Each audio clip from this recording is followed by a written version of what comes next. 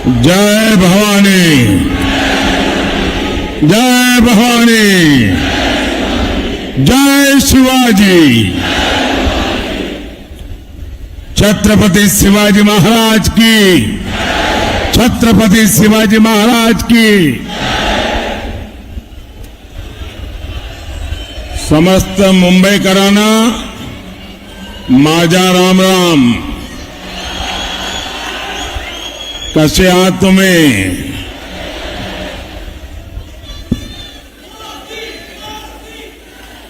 आप सभी हमें आशीर्वाद देने आए हैं। मैं आपका हृदय से बहुत बहुत आभार व्यक्त करता हूं। साथियों, मुंबई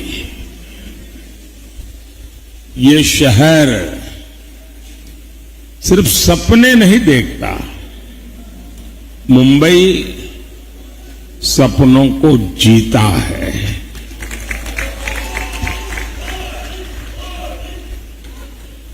कुछ कर गुजरने का संकल्प लेकर चलने वालों को मुंबई ने कभी निराश नहीं किया है।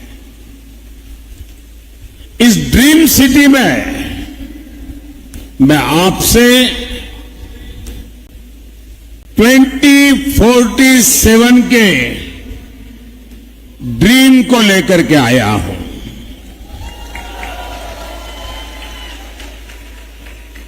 एक सपना है देश का, एक संकल्प है देश का। हम सब ने मिलकर विकसित भारत बनाना है और इसमें मुंबई की बहुत बड़ी भूमिका है। साथियों, आप मुंबई के लोग रफ्तार की कीमत सबसे ज्यादा समझते हैं। भारत के साथ आजाद हुए कितने ही देश हमसे आगे निकल गए। हम क्या किसी से कम थे? फिर कमी कहां थी? कमी उस सरकार में थी जिसने भारतीयों के सामर्थ्य पर भरोसा नहीं किया, विश्वास नहीं किया। और मैंने ऐसे ऐसे प्रधानमंत्री देखे हैं और मैं आप सबको कहूंगा, मुंबई वालों को, कि यूट्यूब पर जाकर के लाल किले से अब तक कौन प्रधानमंत्री क्या बोले हैं सारा अवेलेबल है। आप हैरान हो जाएंगे।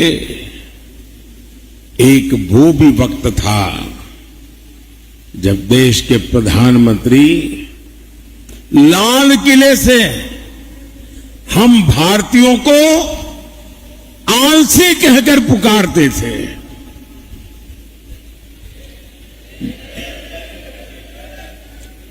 जिन सरकारों की सोच ऐसी रही हो, वो देश को कभी आगे नहीं बढ़ा सकते। मैं आज पूरी गंभीरता से कह रहा हूं, आजादी के बाद गांधी जी की सलाह पर अगर कांग्रेस को भंग कर दिया गया होता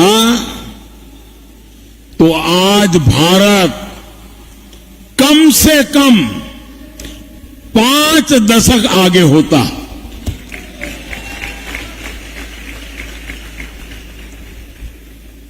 आजादी के बाद भारत की सभी व्यवस्थाओं का जो कांग्रेसीकरण हुआ उसने देश के 5 दशक बर्बाद किए हैं। साथियों, देश आजाद हुआ तो भारत दुनिया की 6ठी बड़ी अर्थव्यवस्था था। हम दुनिया में नंबर 6 पर थे और 2014 में जब कांग्रेस गई और हमें जब सत्ता सुपुर्द की, तब देश की अर्थव्यवस्था 6 नंबर से 11 नंबर पहुंच गई थी। ये इन्होंने काम करके गए हैं। और जब से आपने इस सेवक को काम दिया, 10 साल में आज देश दुनिया की 5वें नंबर की आर्थिक ताकत बनकर के खड़ा है।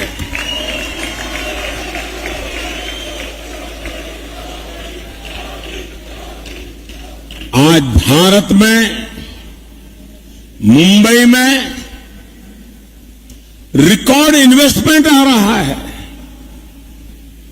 और मेरी गारंटी है कि कुछ ही सालों में जब मैं आपके बीच आऊंगा तो हम दुनिया की तीसरी बड़ी आर्थिक ताकत बन चुके होंगे।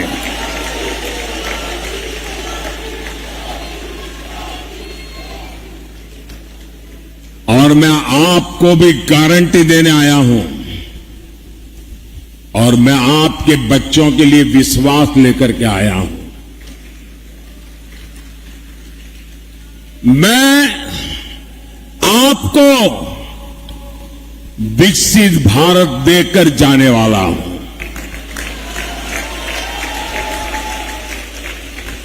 और इसलिए मोदी 24/7 फॉर 2047 के मंत्र के साथ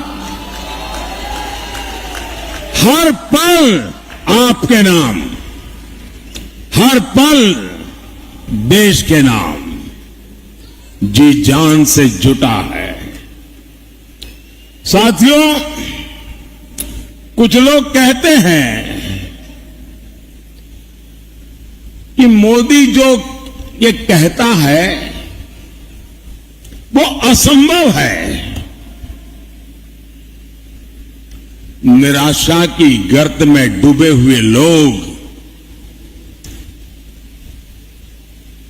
उनमें आशा का संचार करना लोहे के चने चबाने का काम होता है। और इसलिए निराशा को पाल करके बैठे हुए लोग हर पल, हर चीज असंभव ही अनुभव करते हैं। ये वो लोग हैं जिनको लगता था राम मंदिर भी उनको असंभव लगता था।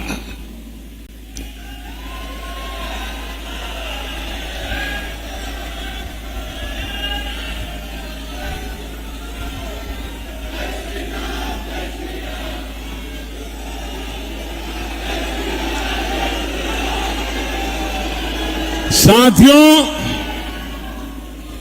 दुनिया को कभी न कभी इस बात को स्वीकार करना पड़ेगा कि भारत भूमि में रहने वाले लोग अपने विचारों के इतने पक्के थे, अपने इरादों के इतने पक्के थे कि एक सपना लेकर के 500 साल तक लड़ते रहे।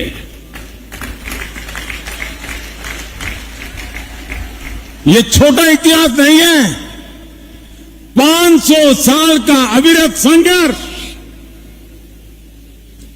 अनेक पीढ़ियों का संघर्ष, लाखों लोगों का बलिदान,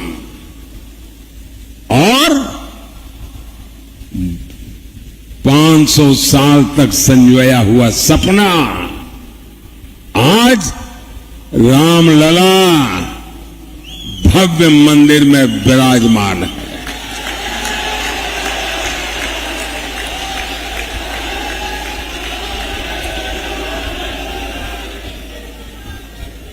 ये निराशा की गर्त में डूबे हुए वो लोग हैं जिनको आर्टिकल 370 का हटना भी असंभव लगता था। आज हमारी आंखों के सामने आर्टिकल 370 की जो दीवार थी ना, वो दीवार को मैंने कब्रिस्तान में गाड़ दिया है।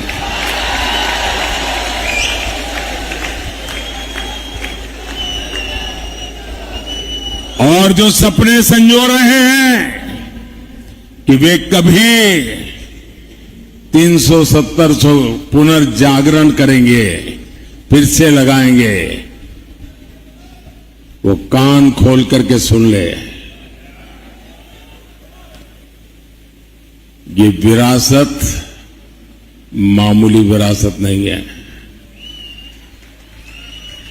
दुनिया की कोई ताकत दोबारा 370 नहीं ला सकती है।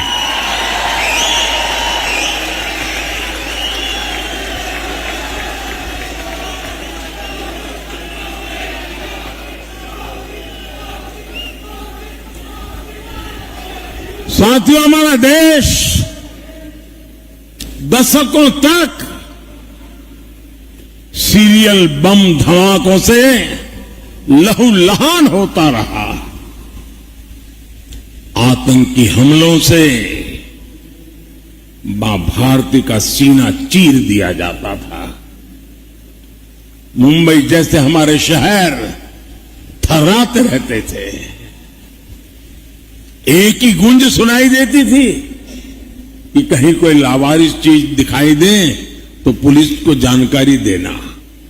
एयरपोर्ट जाओ, स्टेशन पर जाओ, हर जगह पे लिखा रहता है लावारिस चीज को हाथ पर लगाना, लावारिस चीज से चौकन्ना रहना।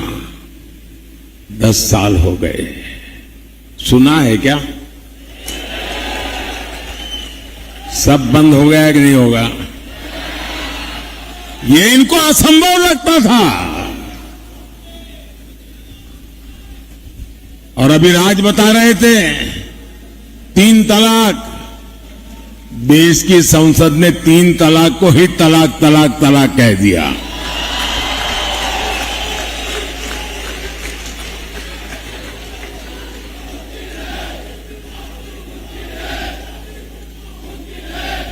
महिलाओं को 33% आरक्षण, 40 साल तक इंतजार करते रहे लोग। संसद में बहस होती थी और जो आज संविधान को सर पर रख करके नाच रहे हैं, उन लोगों ने पार्लियामेंट में 33% आरक्षण के बिल को छीन करके फाड़ दिया था।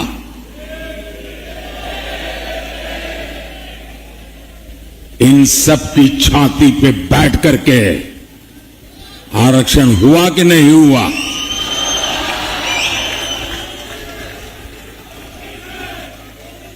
कांग्रेस 60 साल तक कहती रही कि गरीबी हटाएंगे, और इनकी तो फैशन थी। और आप सचमुच में थोड़ा जो हिस्ट्री में रुचि रखते हैं, जरा देख लीजिए। आप लाल किले से इन प्रधानमंत्रियों के भाषण सुनेंगे और इन परिवार के सभी प्रधानमंत्रियों के भाषण सुनेंगे, तो उनके 20-25 मिनट के भाषण में 10 मिनट वो गरीबी पर बोलते थे। और कोई भी चुनाव का उनका भाषण सुन लीजिए, वो गरीब गरीब गरीब गरीब गरीब गरीब गरीब गरीब गरीब गरीब गरीब गरीब गरीब गरीब गरीब गरीब गरीब गरीब माला ही जपते रहते थे। लोगों की आंख में धूल झोंकते थे और गरीबों को एहसास कराते रहते थे कि तुम तो गरीबी में जीने के लिए ही पैदा हुए हो। इस देश में गरीबी को हटाना असंभव लगता था। भाइयों बहनों, मोदी ने 10 साल में 25 करोड़ लोगों को गरीबी से बाहर निकाल करके दिखा दिया है।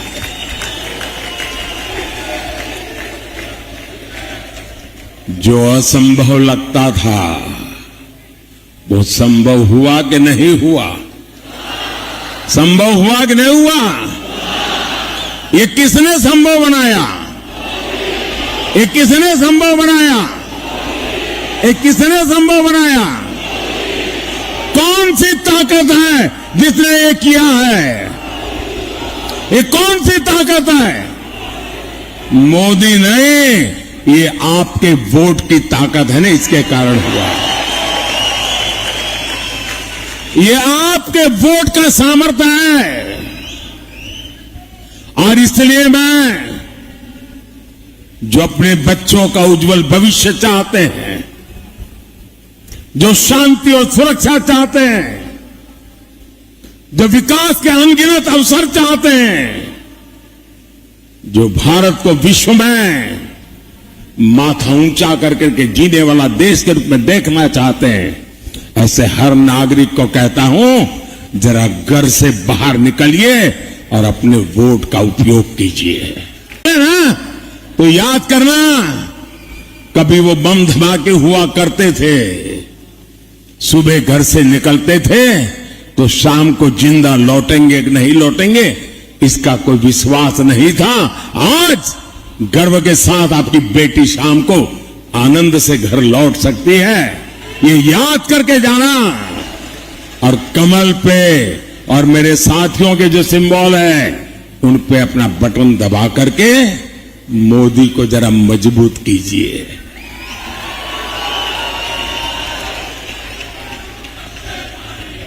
आपका एक वोट राष्ट्र हित में बड़े फैसलों का आधार बना है और इसलिए एक एक वोट जरूरी है। साथियों, इन लोगों ने जब जनादेश चुराकर सरकार बनाई, मैं महाराष्ट्र की बात कर रहा हूं, जनादेश को चुराकर सरकार बनाई तो विकास कार्यों से भी अपनी दुश्मनी निकाली। बुलेट ट्रेन का काम हो, मुंबई मेट्रो का काम हो, डेडिकेटेड फ्रेट कॉरिडोर हो, जेएनपीटी में कंटेनर टर्मिनल का काम हो, मुंबई से जुड़े हर बड़े प्रोजेक्ट को इन्होंने लटकाया, अटकाया और भटकाया। ये मुंबई के लोगों से दुश्मनी निकाल रहे थे। साथियों, मोदी का एक महत्वपूर्ण संकल्प है। मोदी मुंबई को उसका हक लौटाने के लिए आया है।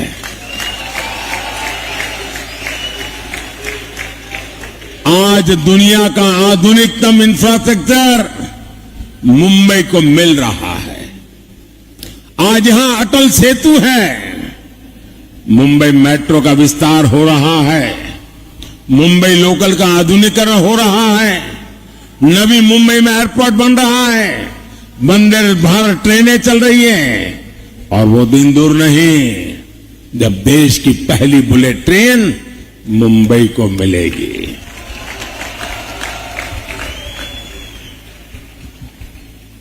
साथियों, आगे बढ़ते हुए भारत में एनडीए गठबंधन रोजगार के नए नए सेक्टर्स बना रहा है। पिछले 10 साल में भारत में 1.25 लाख से ज्यादा नए स्टार्टअप बने हैं। 8,000 से अधिक स्टार्टअप तो अकेले हमारी मुंबई में है। बीते 10 सालों में भारत मोबाइल मैन्युफैक्चरिंग में दुनिया का दूसरा सबसे बड़ा देश बना है जी। हम कभी मोबाइल फोन इंपोर्ट करते थे, आज हम मोबाइल फोन एक्सपोर्ट कर रहे हैं जी। टेक्नोलॉजी से लेकर टेक्सटाइल तक, टैलेंट से लेकर टूरिज्म तक, स्पेस से लेकर स्पोर्ट्स तक, आने वाले 5 सालों में नौजवानों के लिए असीम अवसरों से भरा भारत दुनिया की नजरों में एक बहुत बड़ी आशा का कारण, विश्वास का कारण बना हुआ है। और इसका बहुत बड़ा फायदा मुंबई के युवाओं को होगा, मुंबई के प्रोफेशनल्स को होगा। हमारी सरकार मातृभाषा में पढ़ाई को भी बहुत महत्व दे रही है। नई नेशनल एजुकेशन पॉलिसी के तहत अब मराठी में भी मेडिकल और इंजीनियरिंग की पढ़ाई संभव होगी। मैंने सुप्रीम कोर्ट से कहा था, मैंने कम से कम आप जजमेंट का ऑपरेटिव पार्ट होता है वो तो उस क्लाइंट की भाषा में दो। ये क्या अंग्रेजी का झंडा लेके घूम रहे हो तुम लोग। और आज सुप्रीम कोर्ट से अगर कोई मराठी भाषी व्यक्ति का केस चल रहा है और उसको जजमेंट का ऑपरेटिव पार्ट मराठी में चाहिए तो मिलना तय हो चुका है। दोस्तों, भाई और बहनों, शहरी मिडिल क्लास हो या फिर शहरी गरीब, ईज ऑफ लिविंग ये मोदी की प्राथमिकता है। जो झुग्गियों में रहता है उसको भी आज पक्के घर का भरोसा मिला है। सबके घर का सपना पूरा हो, इसके लिए मोदी सरकार हजारों करोड़ की मदद दे रही है। आज महाराष्ट्र के 45,000 से ज्यादा रियल एस्टेट प्रोजेक्ट्स रेरा कानून के दायरे में आए हैं। मतलब इन्वेस्टर के लिए विश्वास का पक्का व्यवस्था मिली है। अकेले महाराष्ट्र में ही है 17,000 से ज्यादा इन्वेस्टर्स की शिकायतों का निवारण हुआ है। साथियों, क्वालिटी हेल्थ केयर और सस्ता हेल्थ केयर ये हमारा फोकस है। और अब तो मोदी ने तय किया है, आप जो बेटे बेटी कमाते हैं ना, आज हर घर में बुजुर्ग होते ही हैं। माता पिता, दादा दादी, चाचा चाची, नाना नानी, और 70 साल के बाद छोटी मोटी कोई न कोई बीमारी तो होती ही होती है। अब जो बेटा बेटी मेहनत करके कमाते हैं उनके सामने चिंता रहती है, वो मां बाप को संभालने के लिए तैयार है, लेकिन एक तरफ अगर बीमारी आ गई तो चिंता रहती है कि रोजमर्रा का जिंदगी कैसे गुजारेंगे और बच्चों की आशा अपेक्षाओं का क्या। हर कमाने वाले बेटे बेटी को चिंता रहती है। मोदी ने तय किया है, कोई भी व्यक्ति, हिंदुस्तान का कोई भी व्यक्ति जो 70 साल से ऊपर है, अब उनके बीमारी में उनके इलाज की चिंता उनके बेटी बेटी पर नहीं रहेगी। ये जिम्मा मोदी संभालेगा।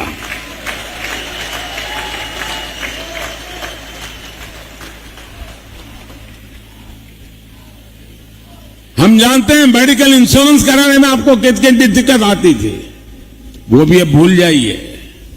अब मोदी आपके बुजुर्ग माता पिता का अस्पताल में इलाज कराएगा और वो भी मुफ्त। भाई और बहनों, 10 साल पहले तक सामान्य गरीब और मिडिल क्लास के लिए बैंक लोन सपना होता था। आज बिना गारंटी का लोन मिल रहा है। पहले फुटपाथ पर रेहड़ी पर काम करने वालों को बैंक के दरवाजे तक जाने की हिम्मत नहीं थी। जिनको कोई नहीं पूछता था, मोदी उनको पूजता है। और मैं हमारे शिंदे जी वगैरह का आभार व्यक्त करता हूं कि एक आध साल पहले मुझे यहां बुलाया था और करीब 1 लाख रेहड़ी पट्टी वाले भाई बहन इकट्ठे हुए थे और उनको हजारों करोड़ रुपया बैंक से लोन मिला था। उनकी पूरी जिंदगी बदल गई।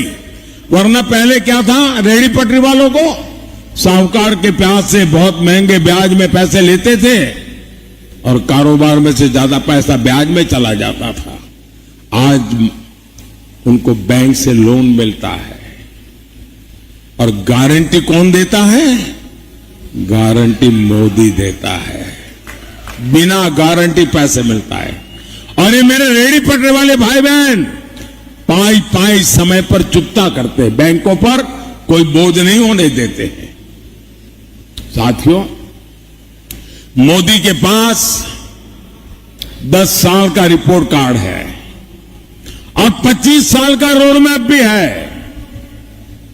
और दूसरी तरफ इंडी गठबंधन वालों के पास क्या है?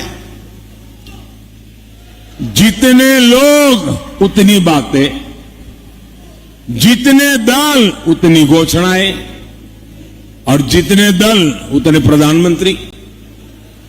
कांग्रेस के माओवादी मैनिफेस्टो में जितनी घोषणाएं हैं, अगर उनका हिसाब लगाएं तो देश दिवालिया हो जाएगा। इनकी नजर हमारे मंदिरों के सोने पर है। इनकी नजर महिलाओं के मंगलसूत्र पर है। इन लोगों ने 50% इनहेरिटेंस टैक्स का आइडिया फ्लॉट किया है। यानी आप अपने बच्चों को अपनी विरासत नहीं दे पाएंगे। आपने कितनी मेहनत करके कितना ही कमाया हो, इकट्ठा किया हो, आधा ये सरकार छीन लेना चाहती है, आपको बच्चों को नहीं देने देगी। ये आपकी प्रॉपर्टी का एक्सरे करके अपने वोट बैंक को, जो वोट जिहाद करते हैं ना, उनको देने के लिए वो निर्णय कर चुके हैं। साथियों, ये इनके इरादे बड़े खतरनाक हैं। कांग्रेस के लिए ये अस्तित्व बचाने की लड़ाई है।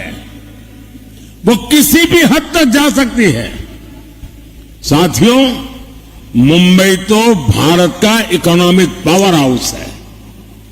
आप देखिए, 10 साल पहले शेयर बाजार कहां था और आज कहां है। आज देश के लाखों लाख छोटे छोटे निवेशक बाजार से जुड़े हैं। दुनिया के 4th लार्जेस्ट स्टॉक मार्केट पर देश दुनिया का भरोसा बढ़ता जा रहा है। इंडी अगाड़ी वाले जो साजिश से रच रहे हैं, उसका एक मकसद इस भरोसे को भी तोड़ना है।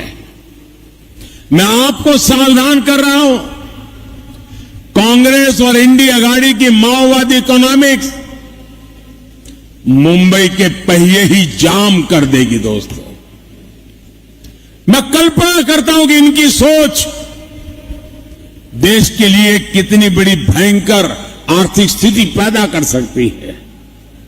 साथियों, मुंबई चैत्य भूमि से प्रेरणा पाती है। ये भी हमारी सरकार है जिसने चैत्य भूमि सहित देश दुनिया में बाबा साहब के पंच तीर्थ विकसित किए हैं। साथियों, शिव तीर्थ की इस भूमि में यहां कभी बाबा साहब ठाकरे और वीर सावरकर की हुंकार गूंजी थी। लेकिन आज विश्वासघाती अगाड़ी को देखकर उनकी आत्मा को कितना दुख होता होगा। ये नकली शिवसेना वाले, इन्होंने बाला साहब को धोखा दिया, इन्होंने शिव सैनिकों के बलिदान को धोखा दिया। सत्ता के लिए ये राम मंदिर को गाली देने वालों के साथ चले गए। सत्ता के लिए ये मुंबई हमले के बाद पार्टी कर रहे लोगों के साथ चले गए। जो कांग्रेस दिन रात वीर सावरकर को गालियां देती है, आज उसकी गोद में बैठे हैं। और मैं एनसीपी के नेता को चुनौती देता हूं, आप राहुल से बयान करवाइए कि वो जीवन में कभी भी वीर सावरकर का अपमान नहीं करेगा। जरा एक बयान करवा दीजिए। अभी उन्होंने चुनाव है इसलिए चुप करवाए, ताला मारा है उसको, लेकिन जरा बुलवा दीजिए अखबार कि मैं जीवन भर वीर सावरकर के खिलाफ एक शब्द नहीं बोलूंगा। जरा एक बार बुलवा लीजिए उनको। वो नहीं कर सकते क्योंकि उनको पता है चुनाव खत्म होते ही फिर से वीर सावरकर को गालियां देना शुरू करने वाले हैं। साथियों, महाराष्ट्र की मिट्टी के साथ धोखा करने वाले लोग, महाराष्ट्र के गौरव को ठेस पहुंचाने वाले लोग, साथियों वो भी एक वक्त था कभी शिवसेना की पहचान यहां घुसपैठियों के खिलाफ खड़े होने की थी। आज वही नकली शिवसेना सीएए का विरोध कर रही है। इनको अब हिंदुओं, बौद्ध, जैन, सिख शरणार्थियों को नागरिकता देने पर भी आपत्ति है। हिंदुस्तान में ऐसा हृदय परिवर्तन किसी पार्टी का नहीं हुआ जैसा अभी की नकली शिवसेना का हुआ है। साथियों, अपने वोट बैंक को खुश करने के लिए, तुष्टीकरण के लिए इस पूरी अगाड़ी ने पूरी मुंबई को, पूरे देश को धोखा दिया है। जिस कसाम ने मुंबई करों को दहलाया, इस शहर को खून से रंग दिया, ये लोग उसको क्लीन चिट दे रहे हैं। जिस पाकिस्तान की आज दुनिया में कोई नहीं सुन रहा, ये अगाड़ी वाले सर्जिकल और एयर स्ट्राइक पर उसी पाकिस्तान की भाषा बोल रहे हैं। ये हमारी सेना को झूठा करार दे रहे हैं। छत्रपति शिवाजी महाराज की इस धरती का इससे बड़ा अपमान और क्या होगा। साथियों, इंडिया गाड़ी वाले लगातार बाबा साहब आंबेडकर का, हमारे संविधान का भी अपमान कर रहे हैं। बाबा साहब धर्म के आधार पर आरक्षण के खिलाफ थे। पूरी संविधान सभा एक मत हुई थी कि हमारे देश में धर्म के आधार पर आरक्षण नहीं होगा। लेकिन इंडिया गाड़ी वाले दलित, पिछड़े, आदिवासियों के हक का आरक्षण छीनकर धर्म के आधार पर वोट जिहाद करने वालों को देना चाहते हैं। सत्ता के लिए इनकी धोखेबाजी नहीं चलेगी।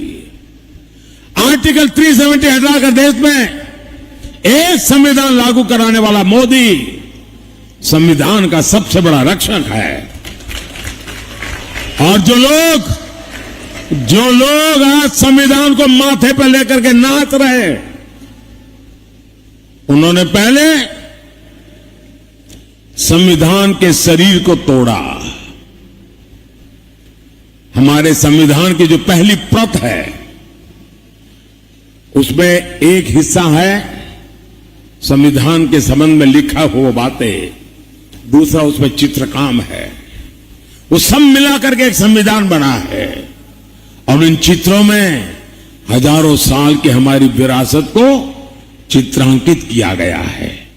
इन्होंने पहला काम किया, पंडित नेहरू ने वो चित्र वाला संविधान अलमारी में रख दिया और सिर्फ बाद में उसकी आत्मा को उन्होंने चूर चूर कर दिया। अब ये लोग संविधान की पीठ में छुरा भोंकने की कोशिश कर रहे हैं। मैं कांग्रेस को किसी दलित, पिछड़े, आदिवासी का आरक्षण कभी भी छीनने नहीं दूंगा। और ये मोदी की गारंटी है।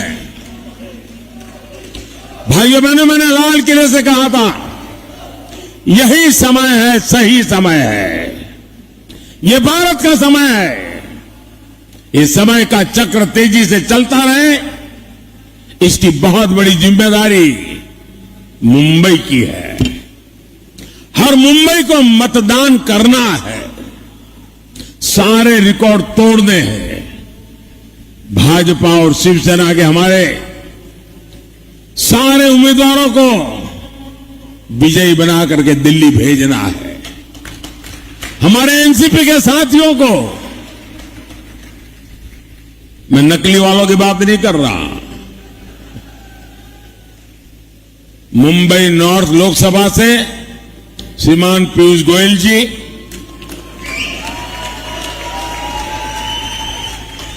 मुंबई नॉर्थ वेस्ट लोकसभा से रविंद्र वायकर जी, मुंबई नॉर्थ ईस्ट लोकसभा से मिहिर कोटेचा जी, मुंबई नॉर्थ सेंट्रल से उज्जवल निगम जी, मुंबई साउथ सेंट्रल से राहुल सोयवाले जी, मुंबई साउथ लोकसभा से श्रीमती यामिनी यादव जी, इन सभी के पक्ष में 20 मई को ज्यादा से ज्यादा मतदान करना है। और जब आपको वोट देंगे ना आप इनको, वो वोट सीधा का सीधा मोदी के खाते में जाएगा।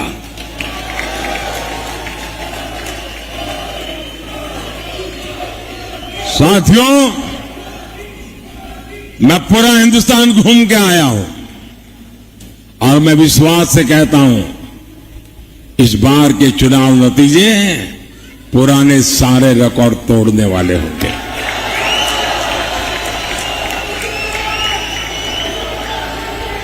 भारत एक बहुत बड़ी शक्ति के रूप में उभरेगा। 4 जून, और इसलिए साथियों, आप सबका सक्रिय सहयोग, मेरे साथ बोलिए भारत माता की। भारत